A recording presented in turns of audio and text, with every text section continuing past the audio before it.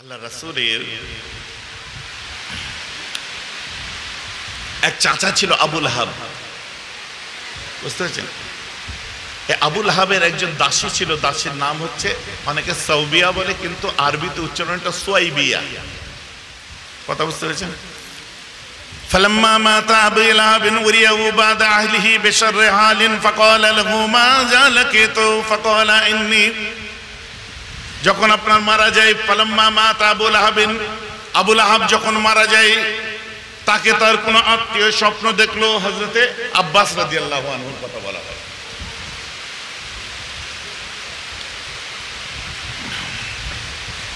فلما مات أبو لهب أريه بعد أهله بشر حال فقال له ماذا لقيت ماذا لقيت যখন স্বপ্নের মধ্যে তার সঙ্গে দেখা হলো আবু লাহাব মারা যাওয়ার পরে, আপনি কেমন আছেন, আপনার অবস্থাটা কি আমাকে একটু জানান।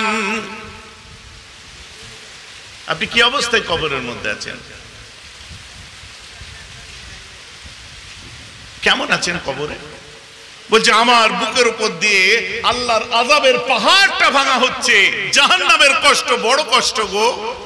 তবে হ্যাঁ, আমি একটা দিন জাহান্নামের মধ্যে আনন্দ পাই। সেটা কোন দিন? যেদিন আমার মরা ভাই আব্দুল্লাহর ঘরে বাচ্চা হয়েছিল মুহাম্মদ, আর এই খবরটা আমাকে যখন এসে আমার দাসী আমার গোলামা সুয়াইবিয়া এসে বলেছিল যে আপনার মরা ভাইয়ের ঘরে একটা বাচ্চা হয়েছে, বিধবার ঘরে, কি সুন্দর দেখতে। আমি আনন্দে ইন্নী সুকেতা ফি হাযিহি বিইতাকি সাওবিয়াতা, আমি আঙ্গুলটা তুলে ইশারা করে বলেছিলাম যা, এত সুন্দর খবর দেওয়ার জন্য। আমি কেউ বলছে একটা আঙ্গুল, কেউ বলছে দুটো আঙ্গুল। আমি তোকে আজকে চিরতরের মতো স্বাধীন করে দিলাম, তুই আর গোলাম নয়। বলুন না সুবহানাল্লাহ। বলছে আমি জাহান্নামের মধ্যে সোমবার আমার ভাইপো মুহাম্মাদের জন্মের দিনে। কে বলছে গো? আবু লাহাব, যার জন্য কোরআন সাক্ষ্য দিচ্ছে তাব্বাত ইয়াদা আবি লাহাবি ওয়া তাব। যার কুফরের উপরে কোরআন সাক্ষ্য দিচ্ছে, সে আবু লাহাব বলছে আমি কবরের মধ্যে সোমবার দিন আল্লাহ আমার আযাবটাকে তাখফিফ করে দেয়, কিছুটা কমিয়ে দেয়, আর আমি ওই জ্বলে যাওয়া পুড়ে যাওয়া সিনাটা জাহান্নামের মধ্যে আমার ওই সুয়াইবিয়াকে যে আঙ্গুলের ইশারা করে আমি আজাদ করেছিলাম, ওই আঙ্গুলটা মুখে দিয়ে যখন চুষি, আল্লাহ ওই আঙ্গুল থেকে মুহাম্মাদের বরকতে আমাকে ঠান্ডা আর মিষ্টি পানি দান করে। বলুন না সুবহানাল্লাহ। আরে মৌলী সাহেবের দল আমার নবীর জন্মের আনন্দ করতে গেলে এদের সর্বনাশ হয়। কেন জান জ্বলে যাবে না? আজকে সারা পৃথিবীতে মিলাদুন নবী হচ্ছে, আর আমাদেরকে দেখাচ্ছে কি কুমিরের 10টা বাচ্চার মধ্যে একটাকে বারবার ঘুরিয়ে ঘুরিয়ে। আরবে হয়, দুবাইয়ে হয়, এখানে হয়, ওখানে হয়, হয় কি হয় না? এক্ষুনি যে মদিনায় আছে, এক্ষুনি তাকে ভিডিও কল করুন, ওখানে আবার হোয়াটসঅ্যাপ চলে না, ইমো থেকে ভিডিও কল করুন, স্কাইপ থেকে ভিডিও কল করে একবার রাসূলুল্লাহর দরবারের ফটো ছবিটা একবার চোখে দেখে নিন। মিলাদুন নবী হয় কি হয় না বুঝতে পারবেন। দরুদ ও সালামের শুধু গূঁজ ওঠে। বলুন না সুবহানাল্লাহ। আপনারা দূরে থাকেন, যা বোঝাই তাই বোঝেন।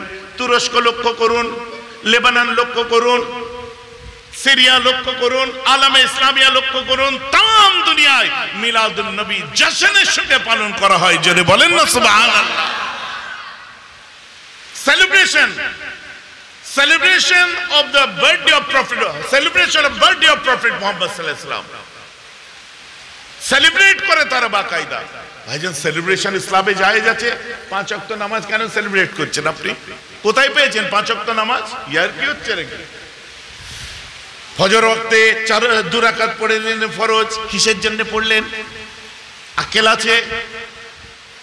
আদম আলাইহিস সালাম 300 বছর ধরে কেঁদেছিলেন।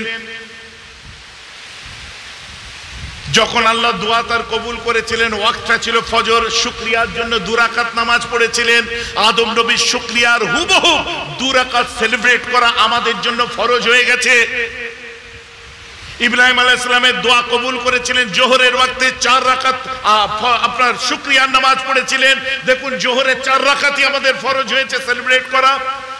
আইয়ুব আলাইহিস সালাম কুষ্ঠ রোগ হয়েছে, আপনার মাফ করবেন, উজাইর আলাইহিস সালাম দোয়া কবুল হয়েছিল আসরের ওয়াক্তে, শুকরিয়ার জন্য 4 রাকাত নামাজ পড়েছিলেন।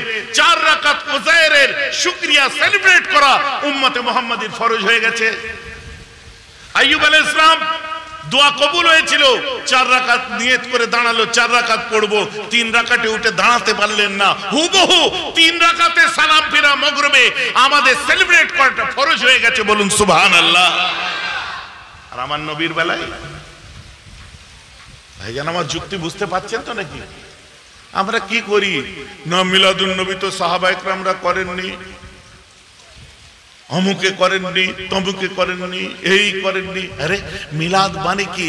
আর লিসানুল আরব খুলে দেখুন, আরবদের লেখা ডিকশনারি, যার মধ্যে মিলাদুন নবী বলা হয়েছে ইয়াউমা ইউলিদুন নবীল মুহতারাম, যেদিন নবী জন্ম নিয়েছে, এটা মানে লাগবি, এর ইস্তিলাহি মানে এইটাই বলা হয়েছে আল্লাহর রাসূলের জন্মের সাথে সাথে নবীকে কেন্দ্র করে যে কোনো আলোচনা সবাকেই মিলাদুন নবী বলা হয়, বলুন না সুবহানাল্লাহ।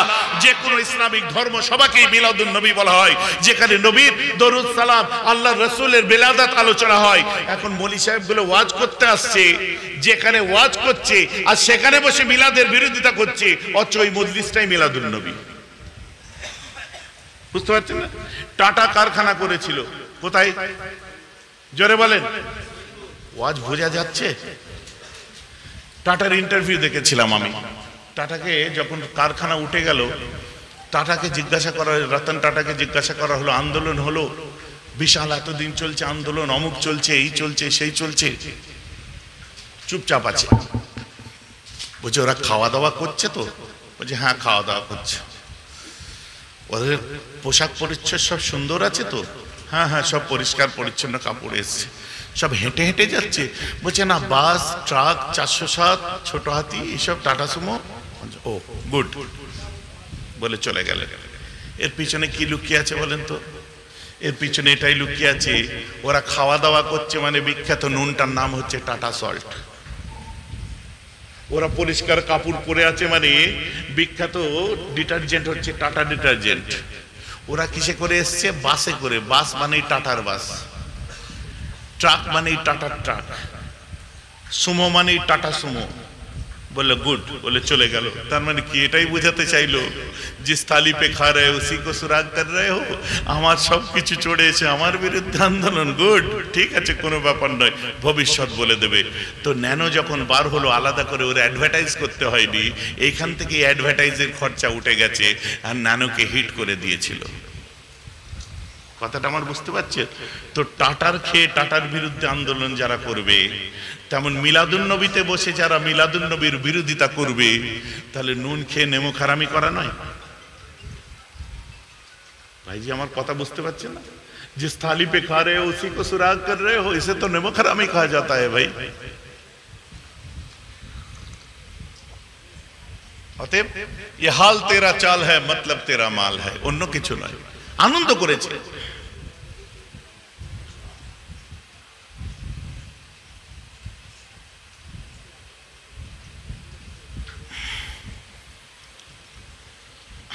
হাদিসটা আমি বেখেয়াল হয়ে গেছিলাম, এতক্ষণে মনে এসেছে।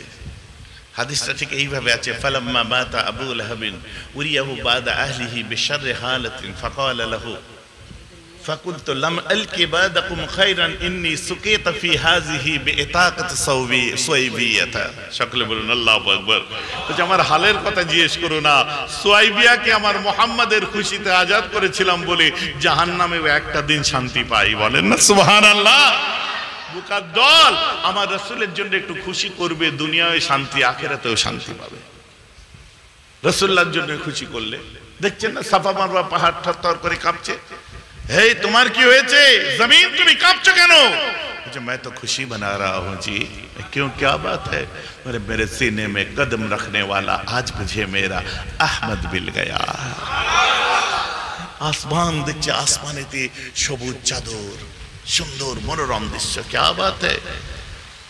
मुझे मैं तो झूम रहा हूं जी। क्यों आसमान, तुम क्यों झूम रहे हो? नबी तो इंसान में आए हैं। आसमान ने कहा मैं क्यों ना खुशी मनाऊं जी, मेरे सीने को चीरते हुए अर्श पे जाने वाला मुझे मेरा मोहम्मद मिल गया। बोलूं सुभान अल्लाह। जमीन बोली আমার রাসূল যেদিন এসেছে, ফামুবাশশিরাম বিরাসূলিন, এর একটুখানি নিজের আকীদাত থেকে ব্যাখ্যা। ज़मीं बोली क्यों न खुशी मनाओ, मुझे मेरा आमद मिल गया। आसमां ने कहा मुझे मेरा मोहम्मद मिल गया। वलीवों ने कहा मुझे रब का नजारा मिल गया। यतीमों ने कहा मुझे सहारा मिल गया। बेवाओं ने कहा मुझे आसरा मिल गया। भटकने वालों ने कहा मुझे हिदायत का सितारा मिल गया। खाना बदूस ने कहा मुझे मकाम मिल गया। नमाज बोली मुझे तकद्दुस मिल गया। अत्तहियात ने कहा सलाम अलैका अय्युहन नबी मिल गया। आशिकों ने कहा मुझे माशूक मिल गया। मुहिब्बों ने कहा मुझे महबूब मिल गया। अंधेरों ने कहा मुझे उजाला मिल गया। आलिमों ने कहा मुझे इल्म मिल गया। नबियों ने कहा मुझे इमाम मिल गया। चांद ने कहा मुझे चांदनी मिल गया। सूरज ने कहा मुझे रोशनी मिल गया। सितारों ने कहा मुझे चमक मिल गया। हजरत अबू बकर ने कहा मोहम्मद मिली तो हमें सदाकत मिल गया। उमर ने कहा मुझे अदालत मिल गया। उस्मान ने कहा मुझे शुजाअत मिल गया। अली ने कहा मुझे शराफत मिल गया। हसन हुसैन ने कहा मुझे शहादत मिल गया। बंधु ने कहा मुझे इज्जत मिल गया। और गुनहगार उम्मत ने कहा मोहम्मद मिली तो हमें हमारा शफाअत मिल गया।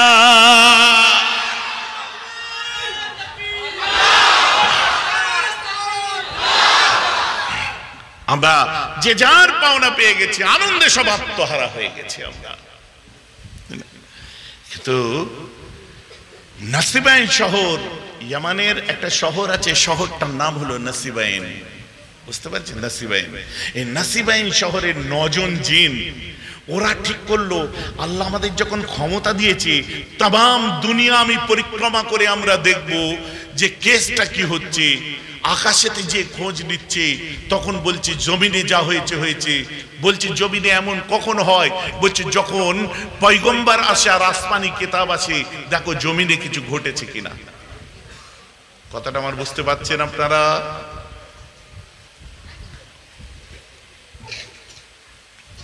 তাম দুনিয়া তারা সায়ের করতে আরম্ভ করে দিল, দুনিয়া ঘুরতে আরম্ভ করে দিল। এদিকে আমার রাসূলের নবুয়ত প্রাপ্তি হয়ে গেছে, এরা ঘুরেই যাচ্ছে। কথা আমার বুঝতে পারছেন তো? রাসূল দুনিয়ায় এসে নবীর আমার নবুয়ত প্রাপ্তি হয়ে গেছে, এরা দুনিয়া ভ্রমণ করে যাচ্ছে 40 বছর পার। আল্লাহ রাসূলের উপর অকথ্য অত্যাচার চলেছিল, আমার রাসূলকে মেরেছিল, আমার নবীর উপরে জুলুম করা হয়েছিল। আমার রাসূলকে এত মার মেরেছিল যে ইতিহাস আজও সাক্ষ্য দিচ্ছে আল্লাহ রাসূলের সেই কষ্টের দিনগুলোকে। কি কথা ঠিক বলছি না ভুল বলছি?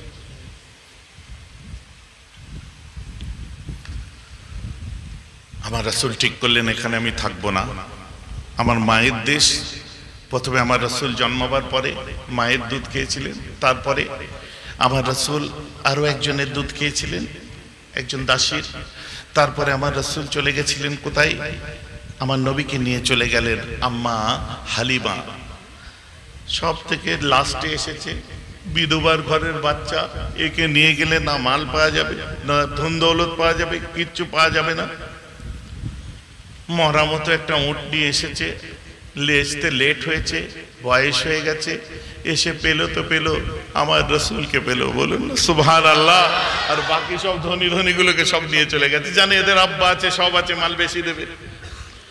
এ বলছে আমার যে উটটা চলতে পারে না, ফেরার সময় দেখি সেই উটটা জওয়ান হয়ে গেছে। সেই উটটা যখন মরুভূমিতে দাঁড়িয়েছি, পেঁয়াজ লেগে গেছে, দেখি উটের থনটা মানে উটের বাঁটগুলো পুরো দুধে ভরপুর হয়ে গেছে। কেসটা কি হচ্ছে? আমি নিজে রোগা পাতলা দুবলা, কিন্তু হঠাৎ আমি লক্ষ্য করছি যে আমার আরেক সন্তান ছিল আর মোহাম্মদও ছিল। বাস দুজনের জন্য আমার নিজের ছাতির দুধ এত বেশি হচ্ছে যে দুজনের পেট ভরে যাওয়ার পরেও বয়ে চলে যাচ্ছে। বলেন না সুবহানাল্লাহ। আমার রাসূল গো, ছেলে খেলা ব্যাপার নয়। নিয়ে চলে যাওয়ার পরে আমার রাসূলকে যখন বাড়িতে রেখেছি, ওই সময় দেখছে নিজের যত ছাগলগুলো ছিল সব তরু তাজা হয়ে গেছে, আর তাদের সব দুধের থনগুলো বড় বড় হয়েছে, বেশি বেশি দুধ বিক্রি হচ্ছে, বেশি বেশি পয়সা হচ্ছে। এইভাবে আমার রাসূল আম্মা হালিমার কাছে বড় হয়েছিলেন। তো নবীজি ভাবলে এরা আমাকে মারছে, এরা আমাকে এত কষ্ট দিচ্ছে, আমি তায়েফে চলে যাই। আমার রাসূল তায়েফে চলে গেলেন। তায়েফের খুব সম্ভ্রান্ত পরিবারে গেলেন। যাওয়ার পরে বলছেন দেখো আমি একটা বার্তা নিয়ে এসেছি, আমার সঙ্গে আমার খাদেম আছে, আমার পোষ্যপুত্র ধরম ছেলে, আমার সঙ্গে আমার জায়েদ বিন হারেসা আছে, আমার রাসূলের ছায়া সঙ্গী ছিল খাদেম। তোমরা জিদ করো না, আল্লাহ ছাড়া কোনো মাবুদ নেই, আমি মুহাম্মদ সাল্লাল্লাহু আলাইহি ওয়াসাল্লাম তার রাসূল। বলছে হ্যাঁ হ্যাঁ আমরা এটা শুনেছিলাম, মক্কায় একজন বেরিয়েছে, তাহলে তুমিই সেই? আমার রাসূল বলছে তোমরা কি মানলে? বলছে মানতে পারলাম না। বলছে যদি না মানো, আমার উপর এমনি জুলুম হচ্ছে, আর তোমরা পাঁচ কান করো না, আমি চলে যাচ্ছি। ওই বাড়ির একটা মেয়ে, মানে ওই বাড়ির একটা বউ ছিল ওই মক্কার আবু জেহেলদের বাড়ির মেয়ে, বুঝতে পারছেন না? সে কি করেছে, একদম ঢেড়া পিটিয়ে দিয়েছে, সবাইকে বলেছে বাচ্চা ছেলে মেয়ে মানে গ্রামবাসী সব বেরিয়ে আমার রাসূলকে মার, তো মার, পিঠে পাথর লাগছে, ঢাল দিয়ে হযরতে যায়েদ বিন হারেসা আটকাবার চেষ্টা করছে। যায়েদ বিন হারেসার মাথা ফেটে গেল, আল্লাহ রাসূলের বুকে লাগলো, কপালে লাগলো, রক্ত পা দিয়ে ঝরছে আমার রাসূলের। শুধু তাই নয়, বালিতে রক্ত জড়িয়ে যে জুতোতে লতপত হয়ে গেছে, আমার রাসূল হাঁটতে পারছেন না। কোন রকমে একটা আঙ্গুরের বাগানে আমার রাসূল যে ঢুকে পড়লেন। আর আরবের ট্র্যাডিশন হচ্ছে কেউ যদি কারো প্রপার্টিতে ঢুকে যায় আর তাকে কেউ মারতে পারবে না, আর তাদেরকে যার প্রপার্টিতে ঢুকেছে তাকে মজলুম যে ব্যক্তি তাকে হেল্প করতে হবে, এটা আরবের নিয়ম। রাসূল ঢুকে গেলেন, বাগানের দুই মালিক উতবা বিন রাবিয়া, শাইবা বিন রাবিয়া, এই আর এক শাইবা, এই শাইবা সেই শাইবা নয়, তাও বলে দিই, উতবা বিন রাবিয়া, শাইবা বিন রাবিয়া। আপনারা শুনছেন ঠিক আছে মন দিয়ে, কিন্তু এগুলো মনে রাখার জন্য কথাটা কিছু বুঝতে পারছেন ভিতরে? আপনাদের সব গুলিয়ে গেছে আমি জানি, কিন্তু কনসেপ্টটা মাথায় এসে যাচ্ছে যে ব্যাপারটা কত বাস্তব ভিত্তিক, নবীর আশাটা কত আজগুবি ঘটনা সব সরিয়ে দেয়। আসলে কি ব্যাপারটা, কথাটা বুঝতে পারছেন কি পাচ্ছেন না? আপনাদের এত নাম মনে থাকবে না, সন তারিখ মনে থাকবে না, এত কিচ্ছু মনে থাকবে না। আমার মুসলমান ভাইয়েরা যখন ঢুকলেন আমার রাসূল ওই খেজুরে আপনার আঙ্গুরের বাগানের মধ্যে, আদ্দাস, আর একটা নাম আদ্দাস নামক একটা গোলাম ছিল, তার আপনার এই আঙ্গুরের বাগানের পাহারা দিত, মালি ছিল, পানি দিত, এই দিত। ওই সময় উতবা বিন রাবিয়া, শাইবা বিন রাবিয়া দুজন মিলে বলল মজলুম ব্যক্তি এসেছে, যাও ওই ব্যক্তিকে এক বাটি আঙ্গুর খাও, দুজনকে আঙ্গুর খাও। আঙ্গুরের বাটি যে যখন আল্লাহ রাসূলের হাতে দেয়, চোখ ভরা পানি দিয়ে আমার রাসূল তাকিয়ে দেখেন, নবীজির চোখ দিয়ে তখন পানি ঝরছে। আমার রাসূল হাতটা বাড়িয়ে বলে বিসমিল্লাহির রহমানির রহিম। এই আদ্দাস চমকে উঠেছে, এই তুমি কোথা থেকে শিখলে? বলে কেন? এটা তো আমার ভাষা। তোমার ভাষা মানে কি? বলছে আমার নবীর নাম ঈসা, আমি মুসলমান, বিসমিল্লাহির রহমানির রহিম তো আমরা বলি, তুমি কি করতে বলছো? সঙ্গে সঙ্গে বলছে তোমার বাড়ি কোথায়? বলছে আমার বাড়ি হচ্ছে নিনুয়া। নিনুয়া এটা আপনার সিরিয়া থেকে উত্তরে পড়ে একটা জায়গা, এটা হচ্ছে নিনুয়া। বলছে তোমার নিনুয়াই বাড়ি, তার মানে তুমি ইউনূস আলাইহিস সালামের দেশের লোক? বলছে সারা আরব কি ইউনূস নবীর নাম জানে না, তুমি কি করে জানলে? তুমি জানো কি? বলে হ্যাঁ আমি জানি। আমার রাসূল বলছেন আমিও জানি, নিনুয়া হচ্ছে আমার ভাই ইউনূসের বাড়ি। বলেন না সুবহানাল্লাহ। বলছে ও, তা তোমার ভাই কি করে হলো? বলছে সেও নবী ছিল, আমিও নবী। সঙ্গে সঙ্গে বলছে দেখি তোমার পিঠটা একটু সরাও। সরিয়ে দেখছে রাসূলের পিঠে কবুতরের ডিমের মতো, চমকে উঠেছে। তোমার নাম মুহাম্মদ? বলছে হ্যাঁ। খেজুরের দেশে পাড়ি দেবে? বলছে ওটা বলতে পারছি না। তুমি বিধবার ঘরে জন্মেছো? বলছে হ্যাঁ। মক্কার সম্ভ্রান্ত পরিবারে জন্ম নিয়েছো? বলছে হ্যাঁ। আল্লাহ রাসূলের হাতে ফাকাব্বালা ইয়াদাহু, হাতে চুমু দিতে আরম্ভ করে। এক সময় বলে আমাকে কলমা শরীফ পড়িয়ে মুসলমান করে দিন। বলে সুবহানাল্লাহ, আপনারই অপেক্ষায় ছিলাম আমি। ভাইজি আমি একটা কথা বলি না, ইসলাম তলোয়ারের দ্বারা এসেছে বলে কেউ যেন অপপ্রচার করবেন না। Mr. Davenport লিখছে, we must recognize that the spirit of Islam not only by victory of sword but spread by the magic of his personality and wonderful eloquence. ইসলামের নবী মুহাম্মাদের বদনাম করে সত্যের অপলাপ করো না। ইসলাম মুহাম্মাদের মুখের বাণীতে এসেছে, আর মুহাম্মাদের আদর্শ যুদ্ধ বিশ্ব জয় করে দিয়েছে। বলুন না সুবহানাল্লাহ। খবরদার বলবে না, মিথ্যা বলবে না। ইসলাম কখনোই তলোয়ারের দ্বারা আসেনি। বলছে আপনি কিছু মনে করবেন না, আপনি একটু ঠিকঠাক হয়ে এখন একটু রাত গভীর হতে চলেছে, সন্ধ্যা পার হয়ে রাত 10টা 11টা যেমন গভীর হতে চলেছে, আপনি বার হয়ে যান। আল্লাহ রাসূলের উপরে অকথ্য অত্যাচার, গোটা শরীর যন্ত্রণা চূর্ণ বিচূর্ণ হয়ে এক জায়গায় আল্লাহ রাসূল এসে আছড়ে পড়লেন। জায়গাটার নাম হলো, আমার রাসূল একটা জায়গা বড় চাটিয়ান ময়দানে আসলেন। জায়গাটার নাম হলো করনে মানাজিল। জায়গাটার নাম করনে মানাজিল।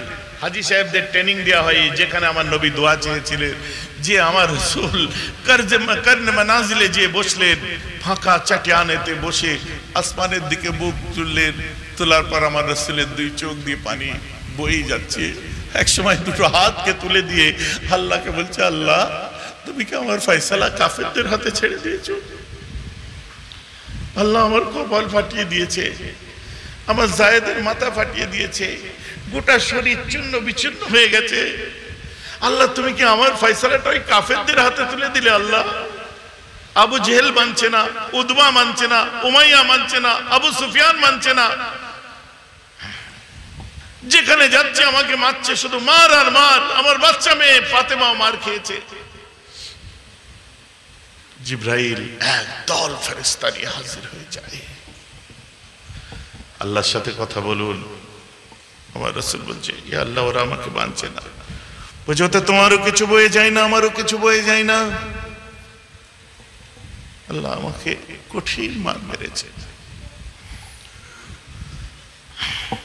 বলছে হাবিব আবু জেহেল তোমাকে মানুক চাই না মানুক, উদবা তোমাকে মানুক চাই না মানুক, উমাইয়া তোমাকে মানুক চাই না মানুক, আবু সুফিয়ান তোমাকে মানুক চাই না মানুক, আবু লাহাব তোমাকে মানুক চাই না মানুক, ওয়ালিদ তোমাকে মানুক চাই না মানুক। আমার হাবিব তুমি আমাকে আল্লাহ বলে মেনে নাও, আমি আল্লাহ তোমাকে রাসূলুল্লাহ বলে মেনে নিলাম। হাবিব তুমি আমাকে রব বলো, আমি আল্লাহ তোমাকে মুস্তাফা বলবো। তুমি আমাকে কবির বলো, আমি তোমাকে সগীর বলবো। তুমি আমাকে বশীর বলো, আমি তোমায় সিরাজুম মুনীর বলবো। তুমি আমাকে আল্লাহ বলো, আমি তোমায় রাসূলুল্লাহ বলবো। তুমি আমাকে রহমানুর রহিম বলো, আমি তোমাকে রউফুর রহিম বলবো। তুমি আমাকে লা ইলাহা ইল্লাল্লাহ বলো, আমি আল্লাহ তোমাকে মুহাম্মাদুর রাসূলুল্লাহ বলে দিলাম। হাবিব তোমার কষ্ট হচ্ছে, আমি আল্লাহ আমার আরশের পায়াগুলো থরথর করে কাঁপছে। জিবরাইল আমার হাবিবকে বলো, এ রাসূল, বলে কি আমার চারপাশে যে ফেরেশতা আছে, এই ফেরেশতাদের সরদারও এসেছে, তার কর্মচারীরাও এসেছে।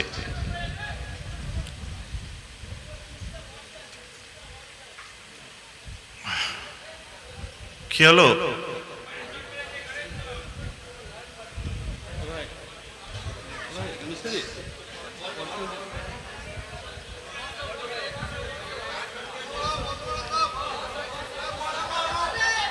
ইলেকট্রিশিয়ান কে আছে?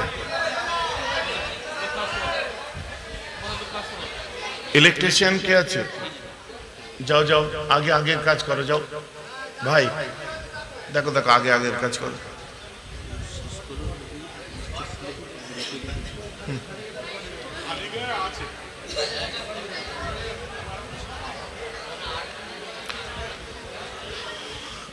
কারেন্ট শর্ট মেরেছে, ভালো আছে।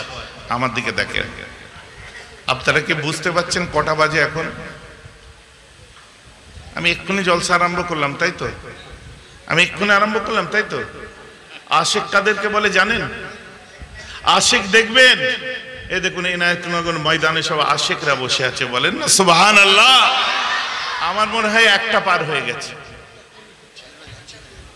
কটা বাজে? 1:30 বাজতে চললো, 1:20। সময় কোথা দিয়ে গেল বোঝা যাচ্ছে? হ্যাঁ, এদেরকে বলে আশিক। খিদেতে মানে পেটটা চুই চুই করছিল, আপনাদের মূল খোরাক খুঁজছিলেন, খোরাক। রাগ করবেন না, যে কি আছে এর ভেতরে আমাদের একটু একদম মানে একদম নির্ভরযোগ্য জায়গাটা আমাদের প্রয়োজন। আর আমি যে আলোচনা করেছি এটা হচ্ছে নির্ভরযোগ্য জায়গা, বলেন না সুবহানাল্লাহ। আচ্ছা, যেখানে কারেন্টটা খোলা আছে ওখানটা একটা কিছু দিয়ে দাও না, একটা বাঁশটা বডি আছে, বাঁশে হাত দিওনি, ওখানে একটা কিছু বেঁধে দাও।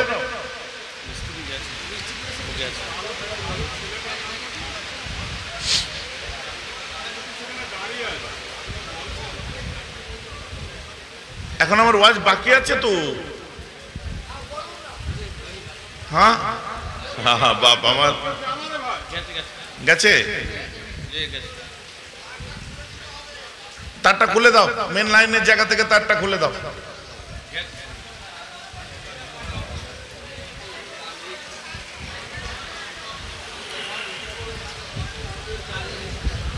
কত সুন্দর পরিবেশে আপনারা বসেছেন। যাক চলুন, আমি যেটা বলছিলাম,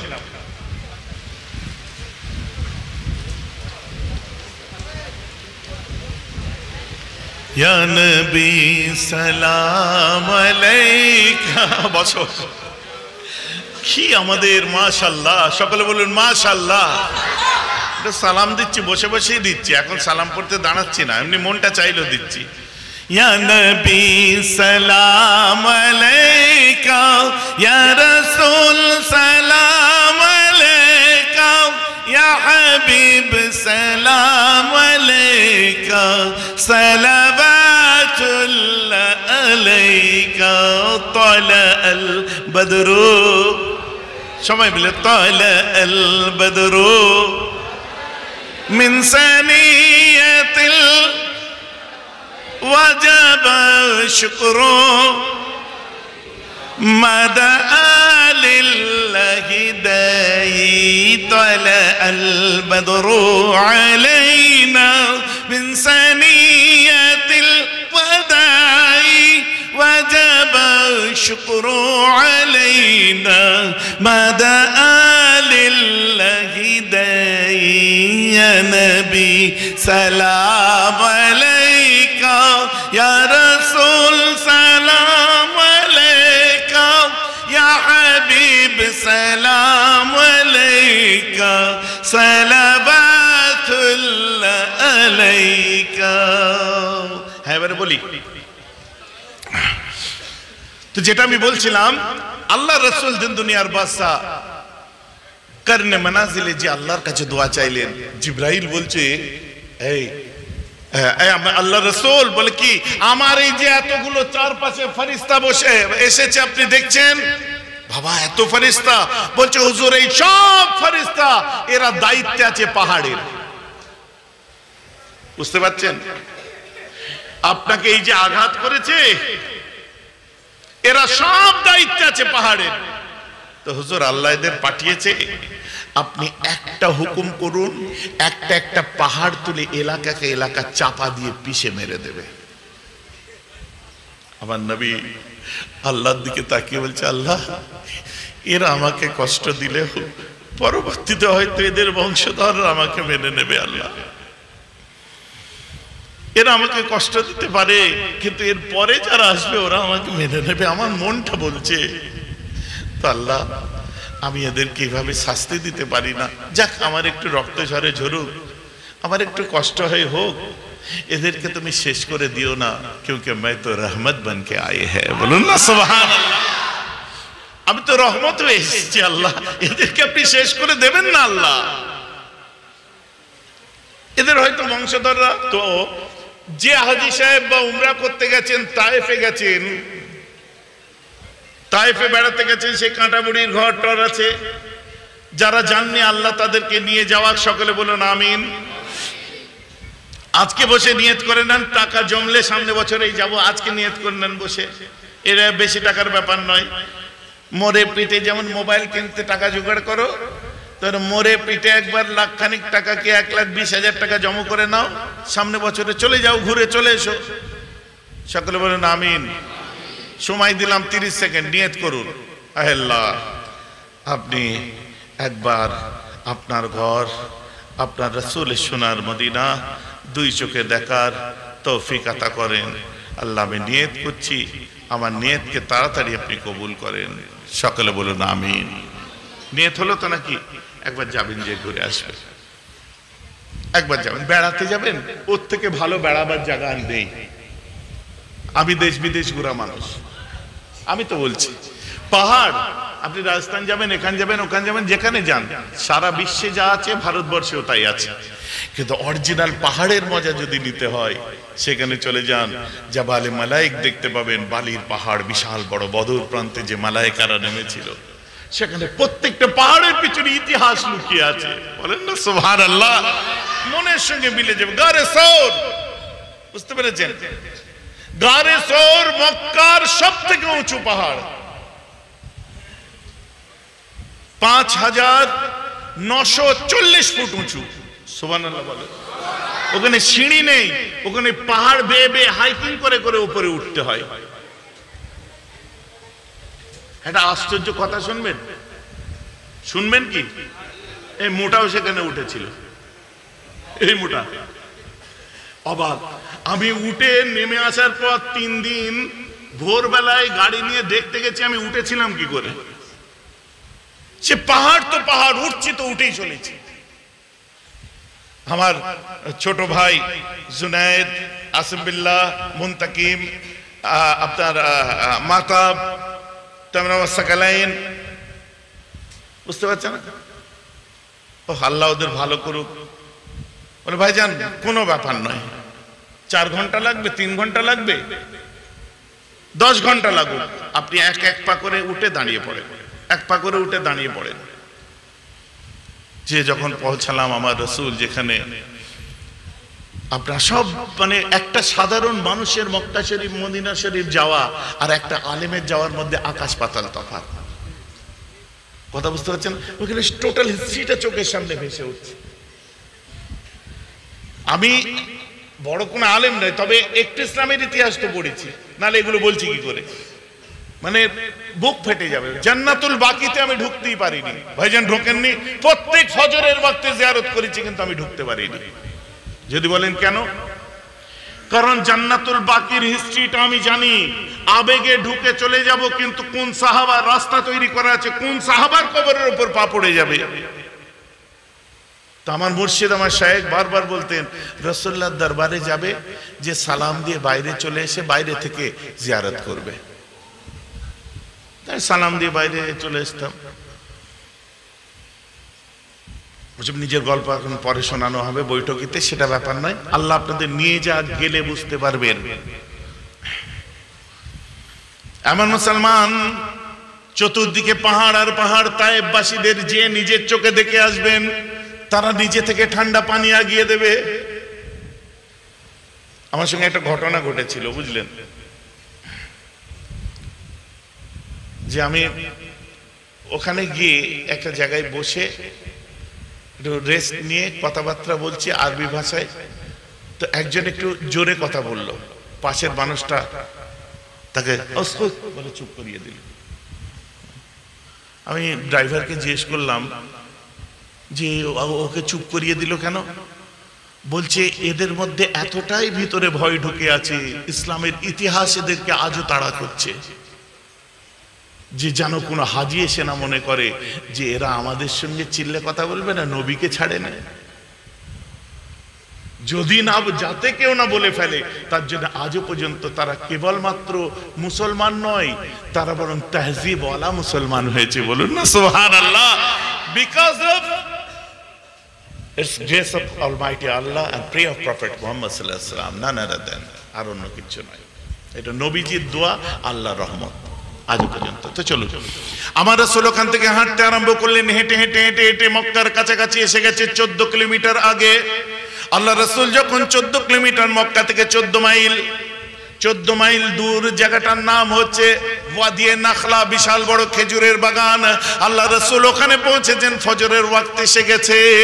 ফজরের ওয়াক্তে আল্লাহ রাসূল নামাজ পড়তে আরম্ভ করলেন, কিরাত পড়ছেন সূরাতুল বাকারা। আল্লাহ রাসূল পড়তে আরম্ভ করলেন, দিল থেকে কিরাত পড়ছে, আর আসমান দিয়ে কেউ উড়ে যাচ্ছে। কারা? হ্যালো, আরেকটু জোরে বলেন, কারা?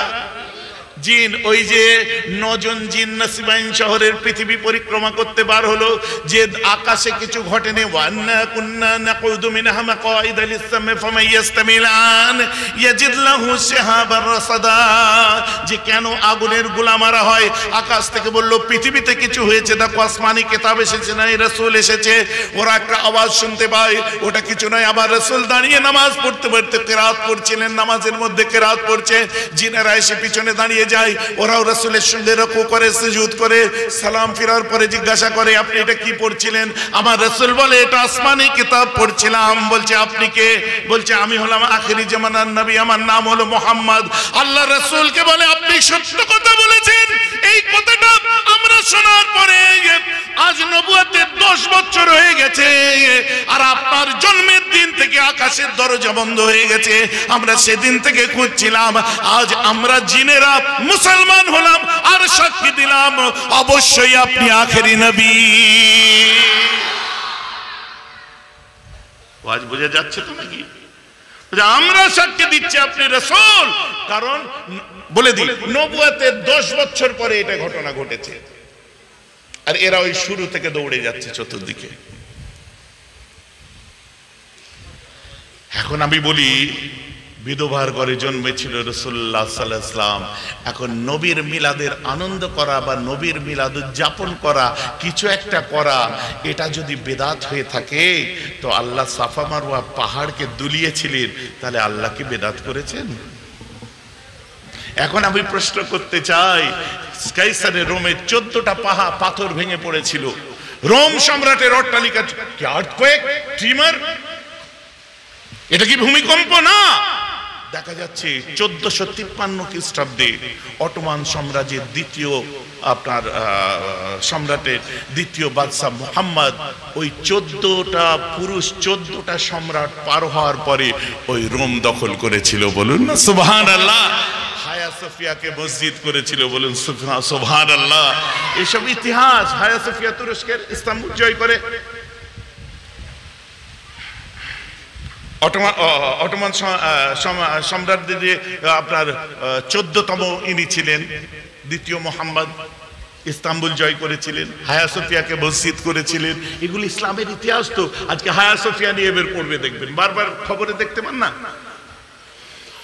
অতএব প্রত্যেকটার পিছনে ইসলামের ইতিহাস লুকিয়ে আছে, অস্বীকার করার কোনো জায়গা নেই আমার ভাইরা। এখন মোটামুটি শর্টে সংক্ষেপে আমার রাসূলের Miladun Nabi according to history of Islam, according to Quran আর অ্যাকর্ডিং টু তাফসীর আপনাদের সামনে আমি একটু রাখলাম। আপনাদের কি খারাপ লাগলো শুনতে? বিশেষ করে আমার জ্ঞানীগুণী ভাই যারা আছে, ইসলামকে বুঝুন, কারণ কোরআন সব থেকে বড় ইতিহাস। কোরআনে সেদিনে যে কথা বলেছে আজও সেই একই কথা লেখা আছে। কোরআনে সেদিনে যে কথা পিরামিডের কথা বলেছিল আজও পৃথিবীতে পিরামিড আছে।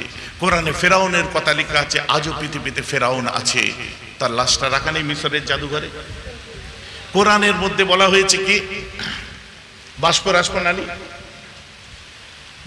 কোরআন সূরাতুর রহমানে কি বলছে? মারাজাল বাহরাইনে ইয়ালতাকিয়ানে বাইনাহুমা বারযাখুল লা ইয়াবগিয়ান। কি বলছে? মারাজাল বাহরাইনে ইয়ালতাকিয়ান, দুটো সমুদ্র বয়ে যাচ্ছে, বাইনাহুমা বারযাখুল লা ইয়াবগিয়ান, ওর মধ্যে কোনো পর্দা দেওয়া নেই, তাও একটা পানি আরেকটা পানির সাথে মিশছে না। নীল পানি, এমনি পানি, মিঠা পানি, খারা পানি। দেখেন নি ইউটিউবে, দেখেন দে যে সমুদ্রের দুদিকে দুটো পানি, সব ইউটিউবাররা দেখায়। হাতে বেশাব বলতে গেলে অত কোরআন তো সব থেকে বড় ইতিহাস, আর আমার ইসলামের ইতিহাসটা কোরআন আছে, যার জন্য নো অর্থাৎ remind 15th century with us poetics, যেমন ছিল তেমনই আছে, কেউ তাতে কোনো কলম চালাতে পারেনি।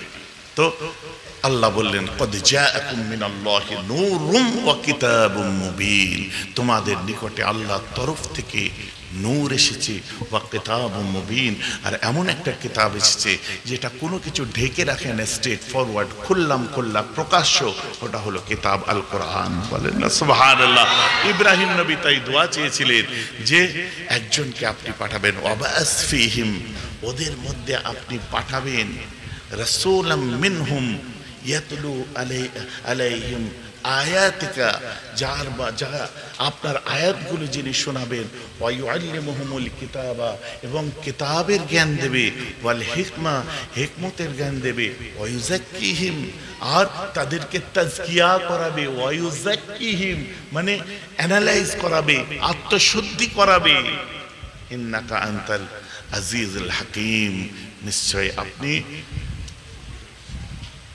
মাশাআল্লাহ, তাহলে আমি এখানেই শেষ করছি। এখন দস্তরবন্দি হবে, ছেলেদের নামটা দেন। মোটামুটি বুঝে গেছে তো? আবার পরে কথা হবে। এখন দস্তরবন্দি হবে, তারপরে শাহজাহান তশরিফ আনবে। নারে তাকবীর।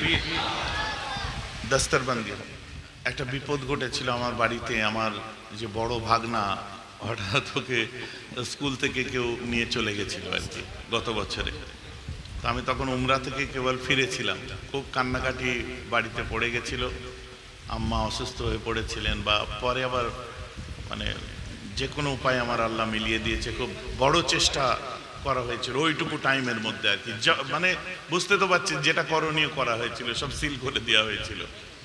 তো আল্লাহ উদ্ধার করিয়েছিলেন, দোয়া করবেন। তো গতবারে আমার আসার কথা, কমিটির যারা ওরকম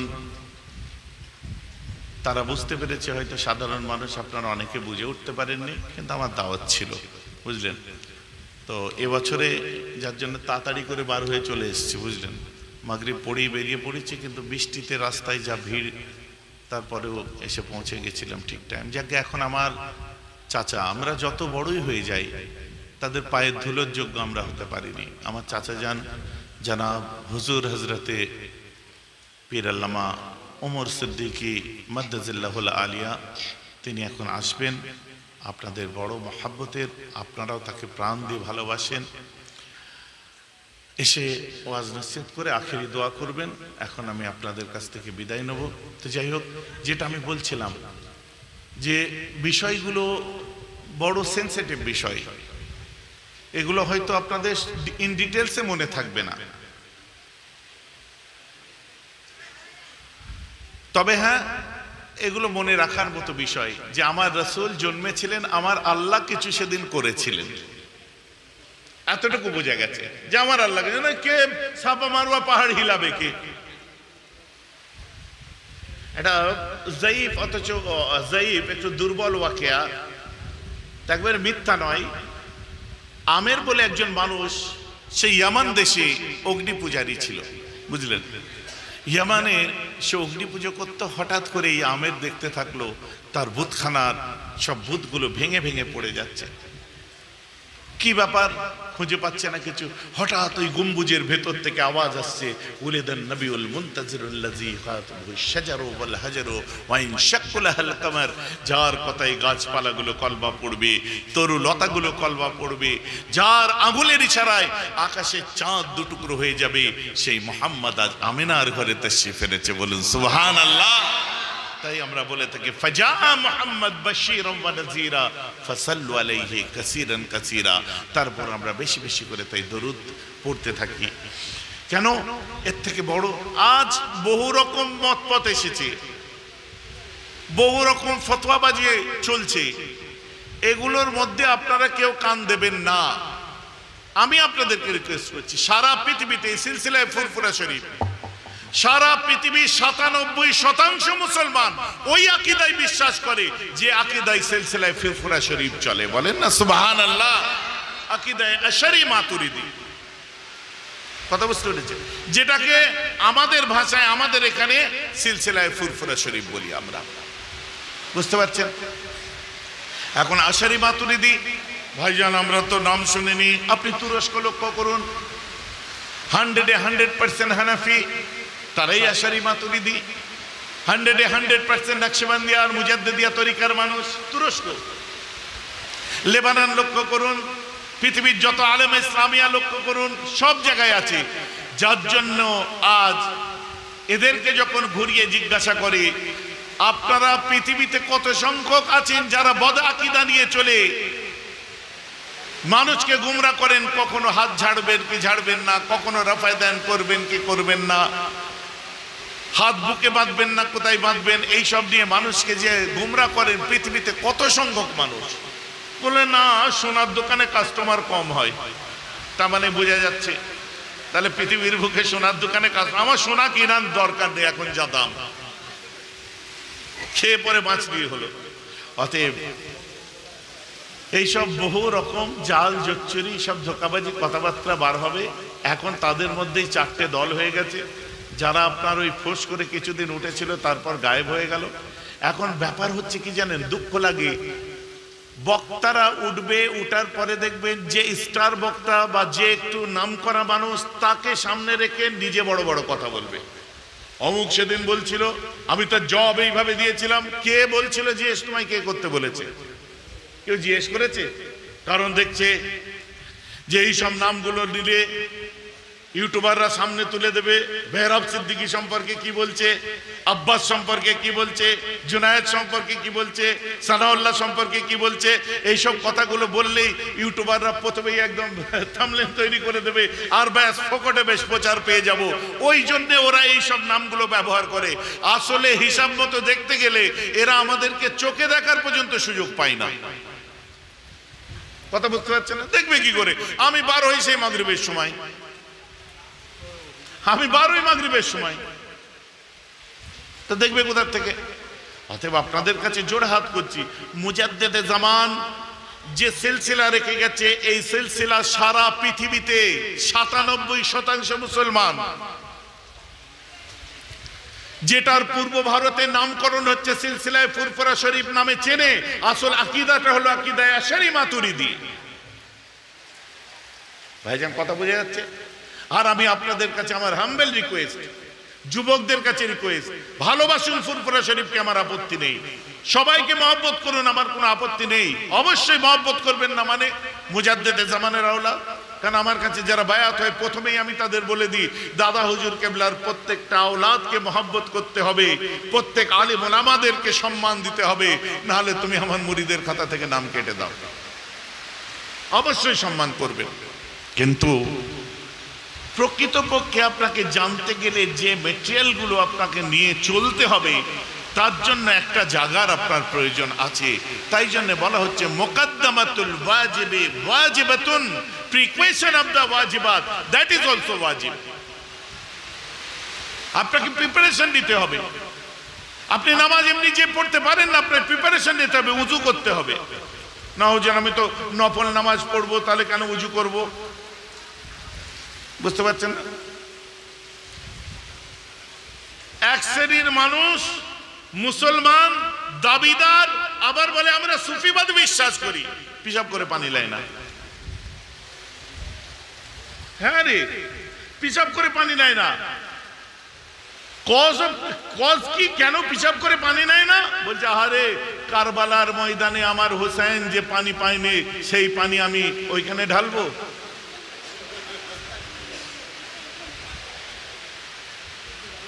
ভাইজি কথাটাই কিন্তু সেন্টিমেন্ট আছে। 10 জনের একজনের মাথায় ক্র্যাক করবে। হ্যাঁ সত্যি কথা তো। অনেকে কি করবে, কুলুক করে নেবে, বাবা পানি নাই কুলুকি করে নি। যদিও কুলুক করা ধরো স্তেঞ্জা কুলুকের কথাই বেশিরভাগ জায়গায় বলা আছে। ভাইজান আমার কথা বুঝতে পারছেন? মাথায় এইরকম মানে গুলিয়ে ঢুকিয়ে দেওয়া হচ্ছে না। সিলসিলায়ে ফুরফুরা শরীফ একটা স্বচ্ছ সাদা কাঁচের গ্লাসে সাদা পানি পান করার মতো, যার মধ্যে কোনো জিনিসটা রাগ ঢাক লুকিয়ে চুরিয়ে রাখা নেই। দেখুন,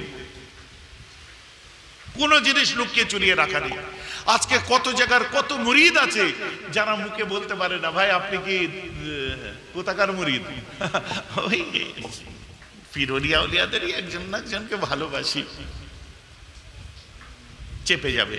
আর ফুরফুরার মুরিদটাকে জিজ্ঞাসা করুন, ভাই তোমরা, আমরা ফুরফুরা সিলসিলার লোক, আমরা ফুরফুরার মুরিদান, বুক ঠুকে বলে দেয়। বলেন না সুবহানাল্লাহ?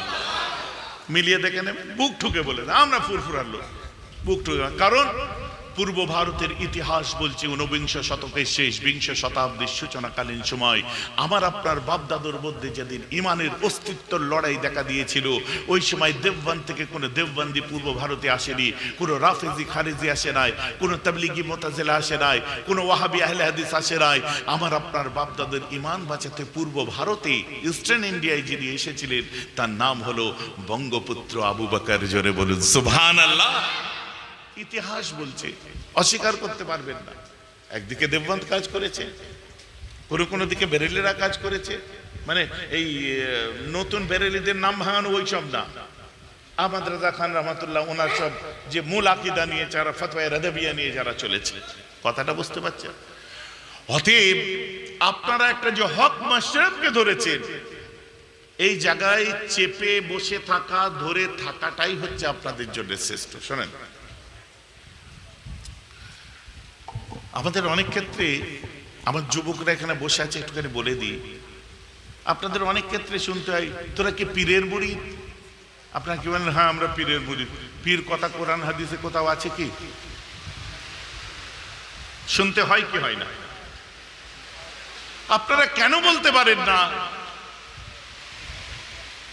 যে তুমি তোমার পুকুরে জাল ফেলে জীবনে ইলিশ মাছ ধরেছো? তোমার পুকুরে জাল ফেলে কোনোদিন কি মাছটা খেলাম আজকে,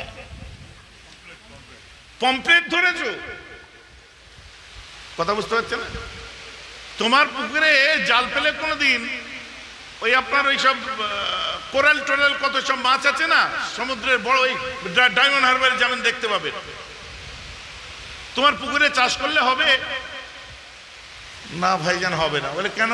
ওটা সমুদ্রের মাছ আর এটা হচ্ছে মিঠা পানির মাছ, দুটোর মধ্যে তফাৎ আছে। ইলিশ মাছ তো নোনা পানির মাছ, মিঠা পানিতে হবে না।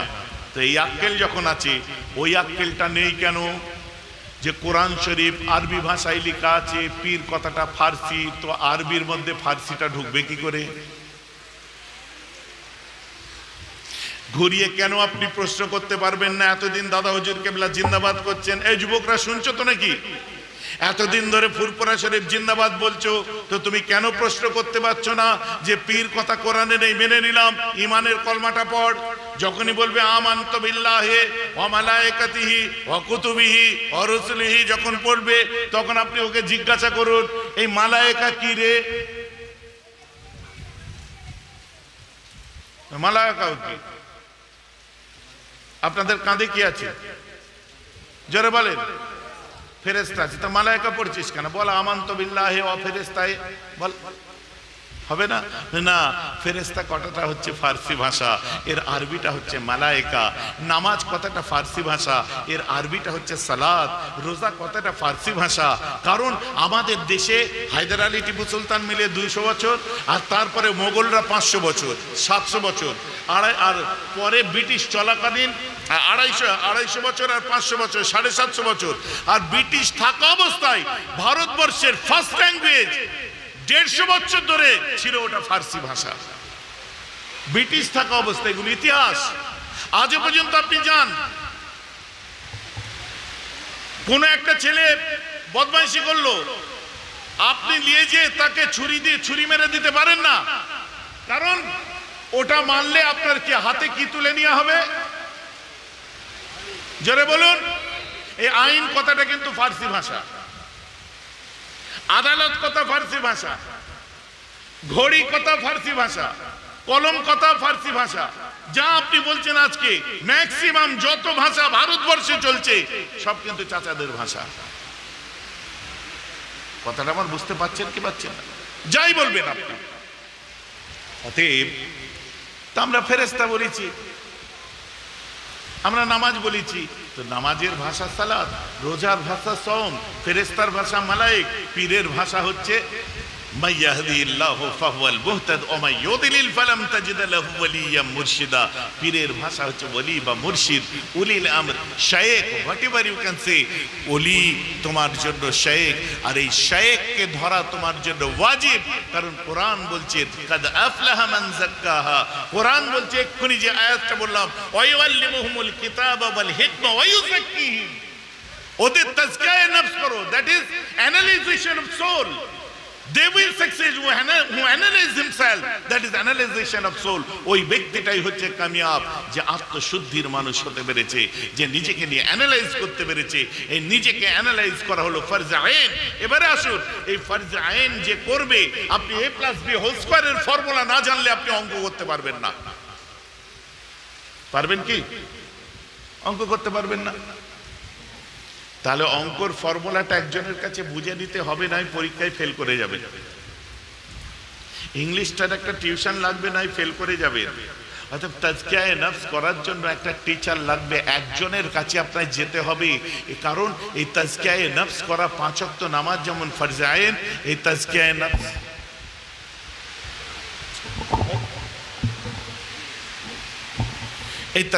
নফস করা হচ্ছে ফরজে আইন।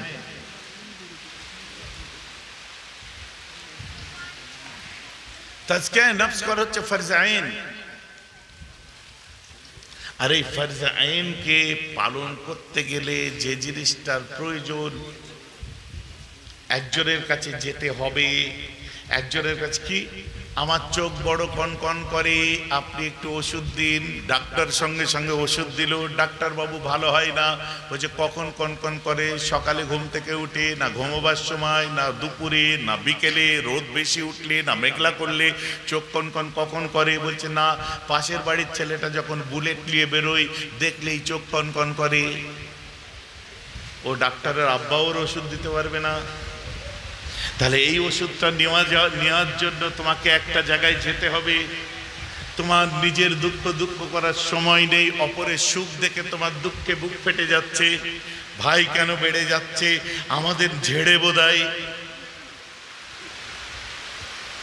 বাপের সম্পত্তি ও বেশি ভোগ করেছে, তাই বোধহয়।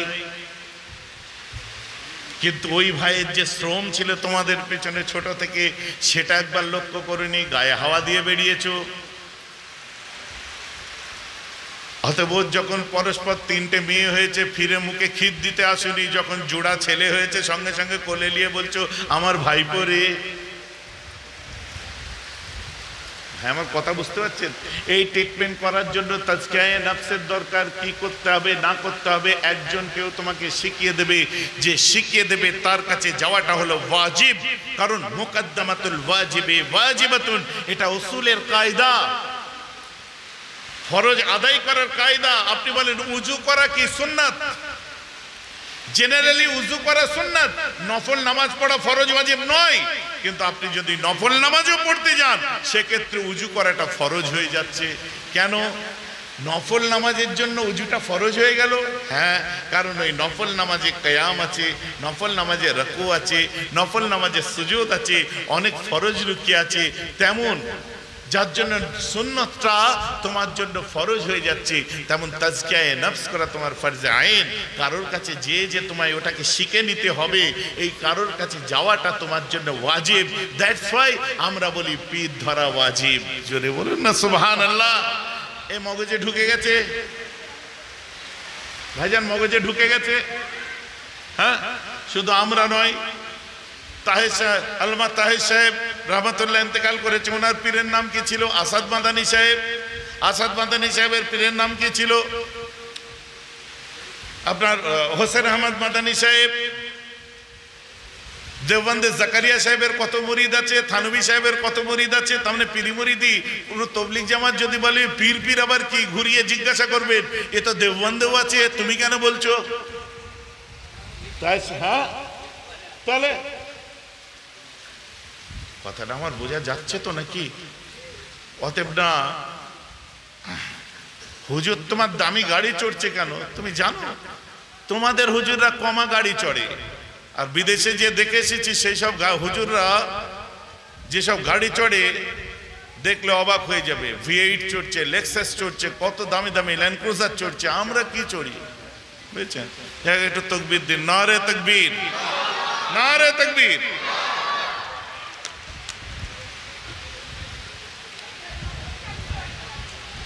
চাচা জান হুজুর পীর কিবলা, চাচা জান হুজুর পীর কিবলা, নারে তাকবীর।